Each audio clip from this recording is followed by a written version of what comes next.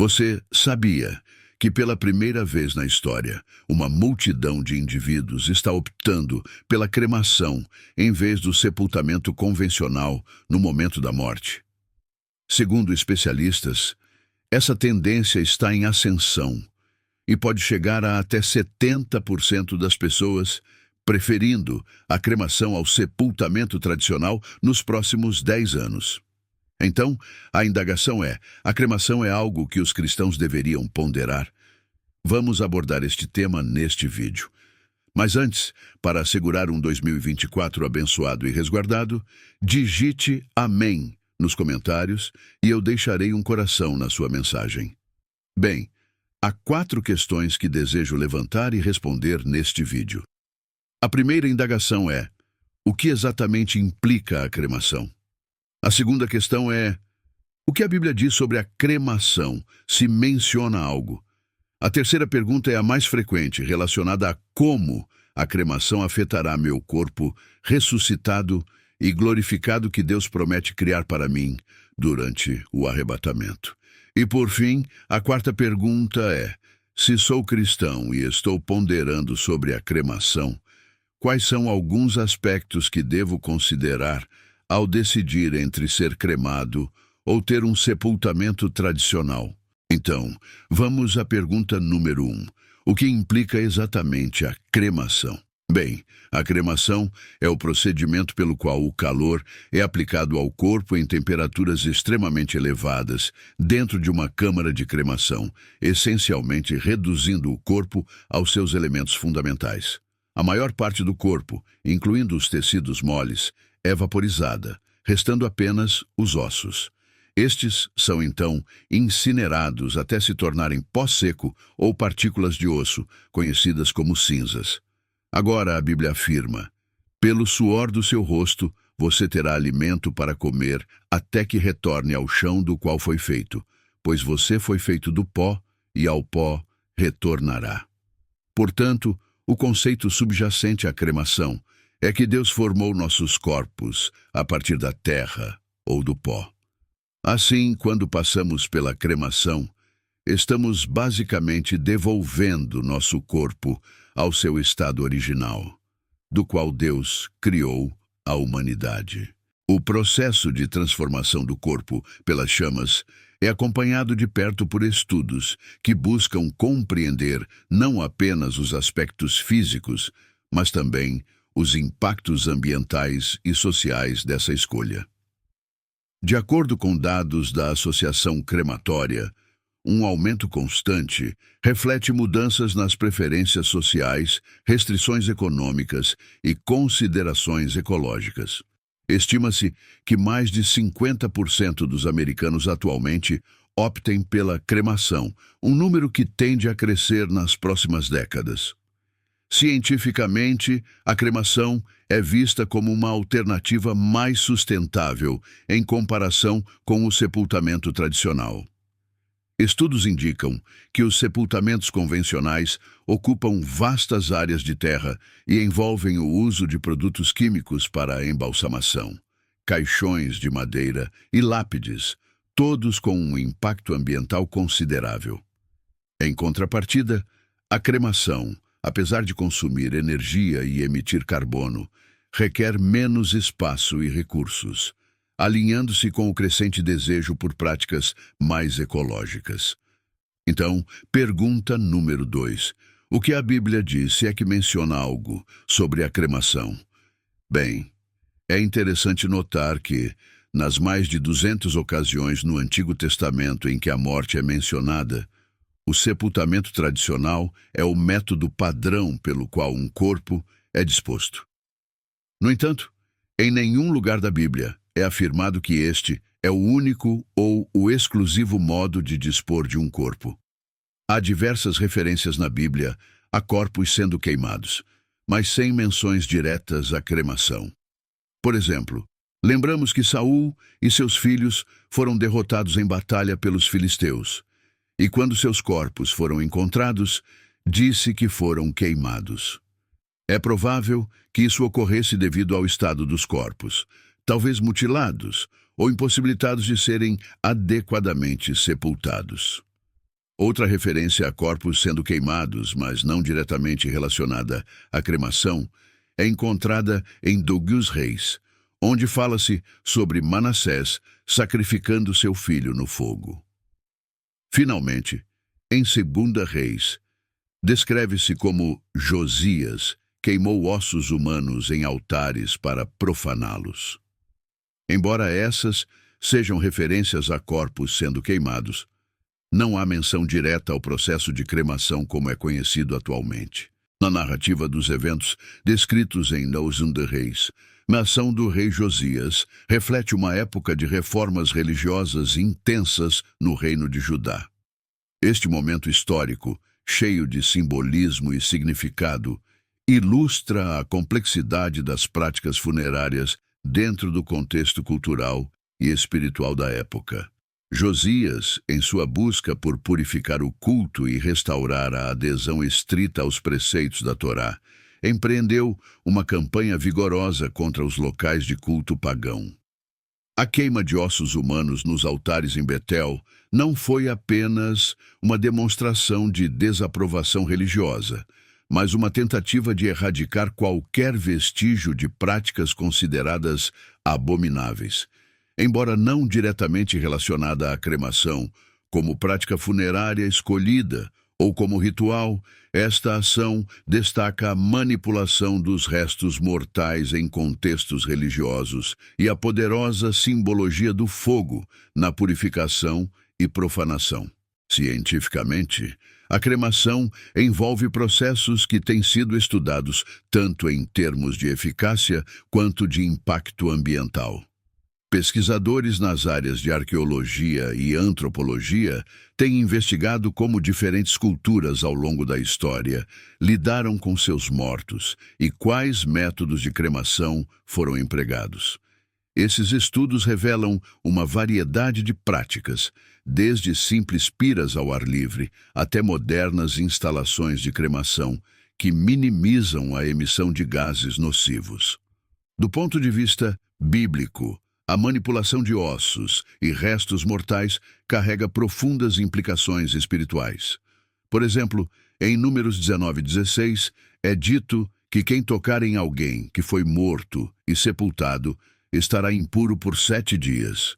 Este versículo enfatiza a visão da morte como algo que impõe uma separação ritual, necessitando de purificação. No entanto, a cremação como prática de lidar com os mortos não é diretamente mencionada na Bíblia, deixando espaço para interpretações e adaptações dentro dos princípios cristãos. Interessantemente, a ciência moderna oferece uma nova perspectiva sobre a cremação, especialmente em relação à conservação ambiental.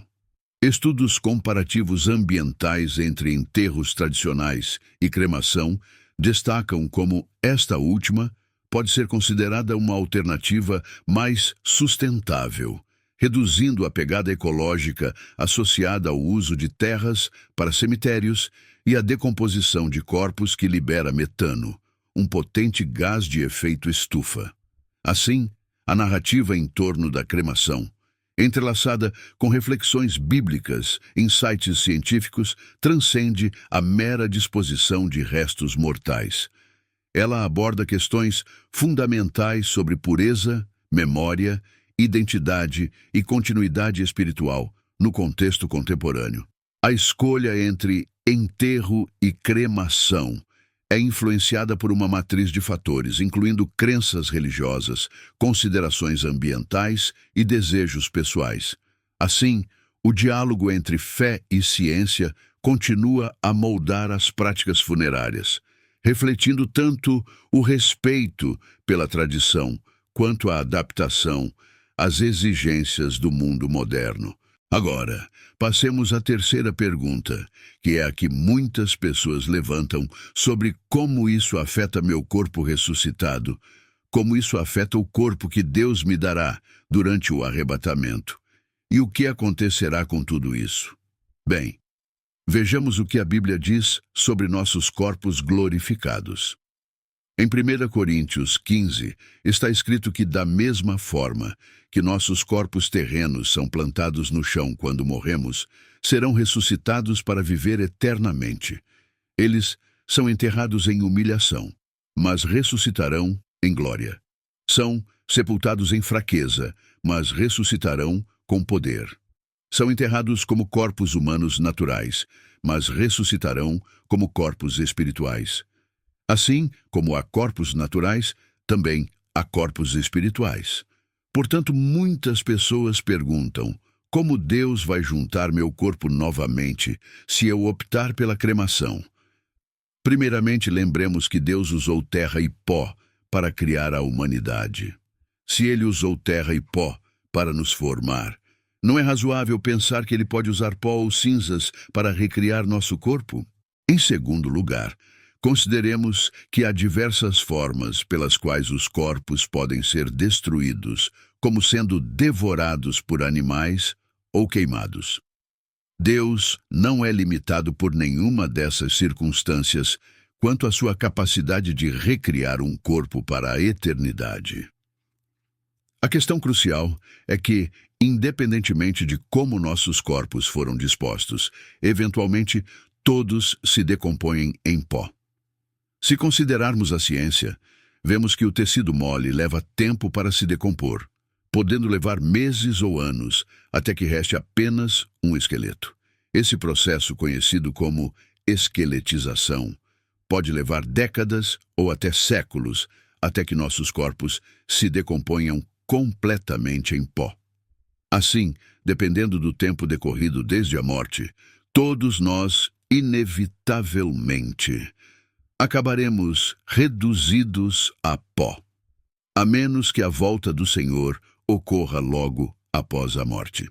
Portanto, o ponto principal é que Deus não está limitado pela forma como nossos corpos são dispostos em relação à sua capacidade de recriar um corpo glorificado.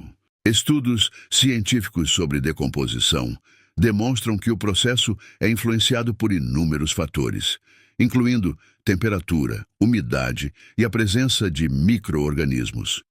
Esses estudos são corroborados por pesquisas em tafonomia, a ciência que estuda os processos de decomposição, fossilização e preservação de organismos após a morte. Eles explicam como o corpo humano, com o tempo, se desintegra em componentes mais simples, eventualmente se tornando parte da Terra novamente, num processo que pode variar enormemente em duração. Paralelamente, as Escrituras oferecem uma visão reconfortante sobre a transitoriedade da vida física e a promessa da vida eterna. Em 1 Coríntios 15, 42-44, Paulo fala sobre a ressurreição dos mortos, dizendo: assim também é a ressurreição dos mortos. Semeia-se o corpo na corrupção, ressuscitará na incorrupção. Semeia-se em desonra, ressuscitará em glória. Semeia-se em fraqueza, ressuscitará com poder. Semeia-se corpo natural, ressuscitará corpo espiritual. Esta passagem reflete a crença cristã de que, embora o corpo físico possa perecer e voltar ao pó, existe uma forma de existência que transcende a materialidade, uma existência espiritual eterna, prometida a todos os crentes. A quarta e última questão que abordaremos neste vídeo é: como posso determinar se a incineração é apropriada para mim? Agora, existem algumas indagações que você provavelmente deve fazer a si mesmo, caso esteja considerando isso. Ou talvez alguém que você conhece esteja ponderando essa possibilidade. Primeiramente, e acima de tudo, que tipo de sepultamento, que tipo de celebração, devo dizer, você deseja que as pessoas tenham quando você partir, correto? Porque se optar por uma urna, certo, você pode ser transferido de um lugar para outro, mas se optar por ser enterrado em uma cova, em um cemitério com um túmulo ou algo semelhante, por vezes pode ser um local onde os entes queridos voltarão. Sabemos que seu corpo está lá e seu espírito se foi, Mas, por vezes, isso proporciona conforto aos entes queridos para poderem retornar ao seu túmulo e apenas recordar esses momentos maravilhosos com você. Isso não é viável se optar pela incineração como alternativa, mas na mesma linha de raciocínio, mais uma vez, você simplesmente deseja ter uma urna?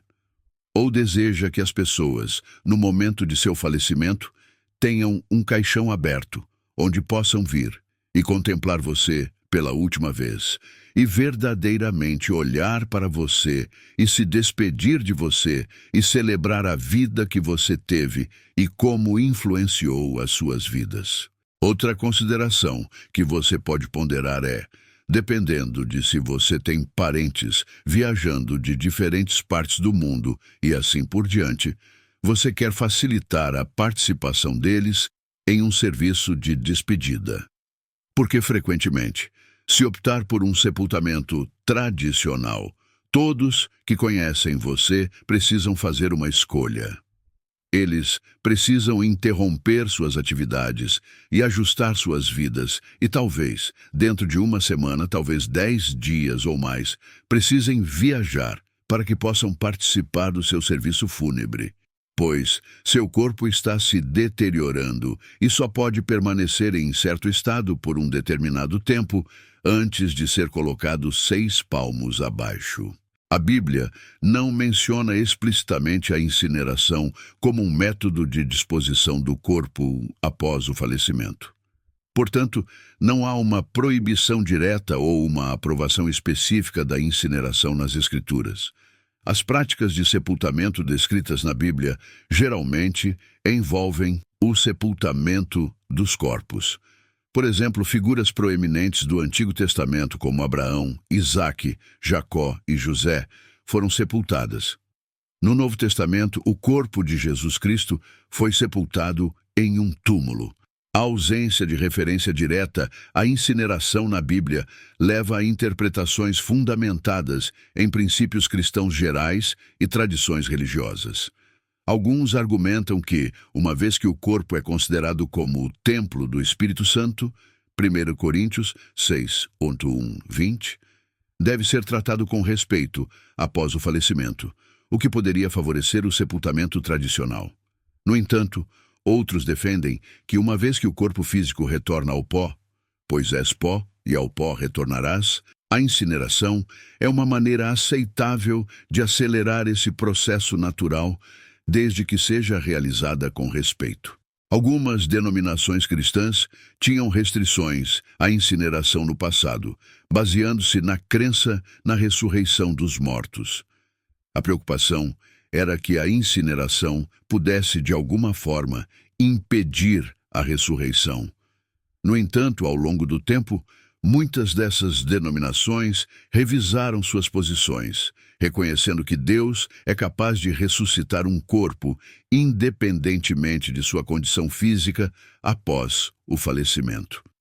A Igreja Católica, por exemplo, permitiu oficialmente a incineração a partir de 1963, desde que não seja escolhida por razões que contradigam a fé cristã na ressurreição. No entanto, a Igreja ainda prefere o sepultamento dos corpos, ou das cinzas, ao invés da dispersão ou armazenamento das cinzas de forma não sacra. Portanto, a decisão sobre a incineração é muitas vezes deixada ao discernimento individual e às crenças pessoais dentro do contexto da fé cristã. Muitos acreditam que desde que a escolha pela incineração seja feita com respeito e não negue a doutrina da ressurreição, ela é considerada aceitável. A consistência com a Bíblia em questões de práticas fúnebres, incluindo a incineração, deve ser avaliada mais através dos princípios gerais e das crenças fundamentais do cristianismo do que por instruções específicas ou comentários de Jesus Cristo sobre o assunto. Jesus não mencionou explicitamente a incineração ou o sepultamento durante seu ministério terreno, conforme registrado nos Evangelhos. Seu ensinamento concentrou-se mais na salvação, no reino de Deus, na fé, no amor e no arrependimento. A principal preocupação na fé cristã é o respeito pelo corpo como criação de Deus e templo do Espírito Santo, assim como a crença na ressurreição dos mortos. A ressurreição de Jesus é central para o cristianismo, servindo como a esperança e a promessa da ressurreição futura para todos os que creem.